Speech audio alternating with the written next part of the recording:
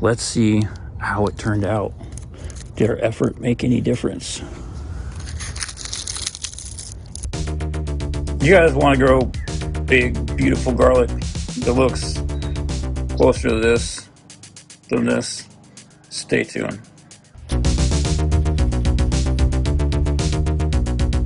Once you pull them out, you want to let them sit in the sun, especially if they're a little damp down there. You want to try to clean them off when the soil's still wet like that, because it can damage the cloves a lot of times, which affects their storage life. After it dries in the sun a bit, there's still some crusty dirt left over. You just want to massage it off gently. Get it as clean as possible before you process the rest of it.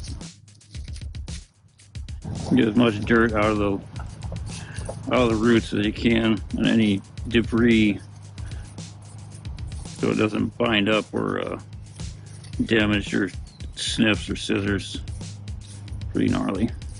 Okay, that looks a little bit better, but some of these are still kind of crusty. And it's not a big deal. They will still cure and dry and eat just fine, which is the important part. And they should store okay, as long as they don't, as long as they cure properly. But if they, if it rained, like you can kind of see a little split right there. There's a pretty, the start of a pretty bad one. If it rained, like once they get this big in the last couple weeks, usually they'll get splits like that, and then the water and dirt will get inside, and it really affects the storage life. So you want to try to get them watered well before the last couple weeks, and then stop watering completely and harvest when it's dry. But if it, you know, sometimes God just dumps some rain on your head, and you got to do the best you can. This is something to watch out for if it's dry late in the year and you wait to water. Like if it gets dry down way down here and there's no water for the roots to go to, and then it rains, the roots will wrap up around the bulb, because the water will naturally go through all the leaves and then down around the bulb, and the roots will all run up and then get interwoven inside the like around and in the first layers of the skin. You absolutely want to avoid that. So if it's getting dry the last month, water real deep, like about a month before harvest, like as deep as you can, and then hold off. That's the mistake I made the last couple years. Listen to people who said, "Oh, don't water your garlic." I don't water my garlic. You got to pay attention to your environment that you're in. But there's a trick, Baruch HaShem, that I learned this year. If, like, the first couple years, my garlic looked pretty gnarly. It was like black and gray and brown. It had splits about 5 or 10 times worse than that on almost all of them. Mostly because I waited way too long to harvest. But weather's kind of weird here. But this also will help cure the heads. Take a couple leaves that are still kind of flexible. Maybe not that one. Maybe this one will work. There we go. You don't want to take all of them off, because they need a little bit of paper for some protection, because when the cloves get bruised, especially when they're not cured, they really adversely affects the storage life. Like this one, we didn't get that half. You can try and like dig in and peel it, but there we go. Sometimes it doesn't work, and you got to go to the next leaf. But this gets all that crusty, like, usually I wouldn't care, but if yours are worse off than this, And it's a good trick to get all that like funky stuff off. Plus it'll cure faster and store longer. Just be careful when you're peeling them away, because you don't want to bruise the cloves. That'll damage them. You can tell, like, if you left them in the ground too long, or if you got damage. Once they get a few months old and you start digging into them, and there's like orange, like funky orange brown spots. That's one thing I learned the first time I grew garlic, is where that weird smell from pork sausage comes from. It's from rotten garlic. If you grow garlic, you'll find out. Once you smell like pepperoni in your bag of garlic, that's when you know it's going bad. You can see the difference in how fast these small heads dry. They're getting close, and they're harvested all at the same time. But when you got heads that are this huge, there's just so much water in there. It will take forever to dry unless they get a lot of heat, like 100+ degrees. But when you dry, one thing, you don't want to leave them in the sun. They got to be in the shade, otherwise they get fried. But sometimes you got to help stuff along, because cutting the tops off and peeling some of the dead skin out will help these get to a point where they can be, salvageable. Because some of the ones that I grew last year and the year before, I didn't do this, and by the time a month had passed when they're supposed to be cured, I cut them open, and the insides there, it started to rot or mold, so I had to like peel everything off anyway.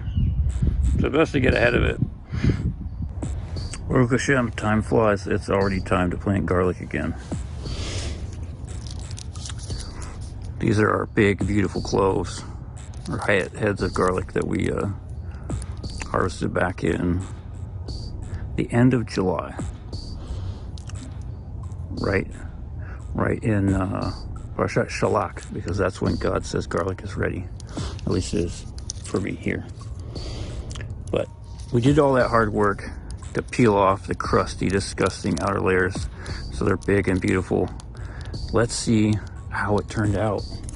Did our effort make any difference?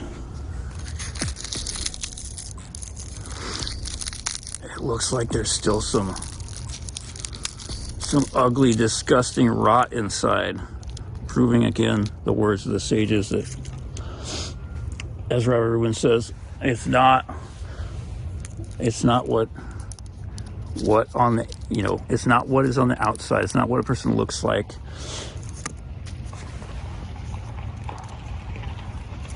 It's what's on the inside that counts.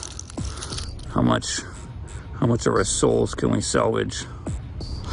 That's pretty much toast, and highly unlikely it's going to grow anything, but we could put it in the dirt and find out, because we have to try to save everything we possibly can, at least when it comes to our souls. The most important thing is refining our character traits by learning Musar. And this is another important lesson, that all our hard work, even if we learn Musar,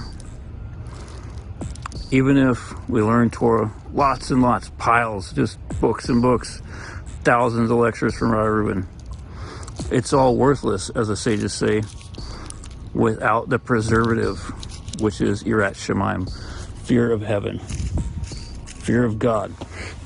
Without fear of God, all our efforts turn to rot.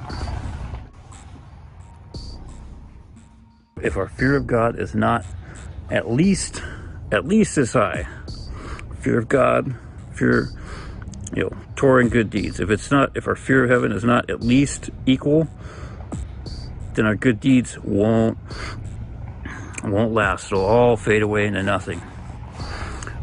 Fear of God is most important, and then lots and lots and lots and lots of good deeds and lots of Torah learning. But only while we maintain and realize that all our Torah and all our good deeds is only that we should fear God and do what He says, which includes all the words of the sages. we did a test. The only time that I can recall in the 5 books of Moses that God talks about garlic is Parshat Behaloteca, which is going to be this week when this is posted, if God will help us. But we pulled this out of the ground a month before I usually harvest garlic. And this is the only one that lasted. Everything else rotted, like you saw in the video.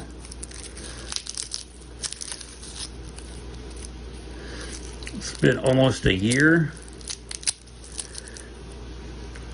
and they're still perfect. Smells garlicky garlic. Perfect and fresh. They're just barely starting to sprout there, which is amazing for a hard nut garlic.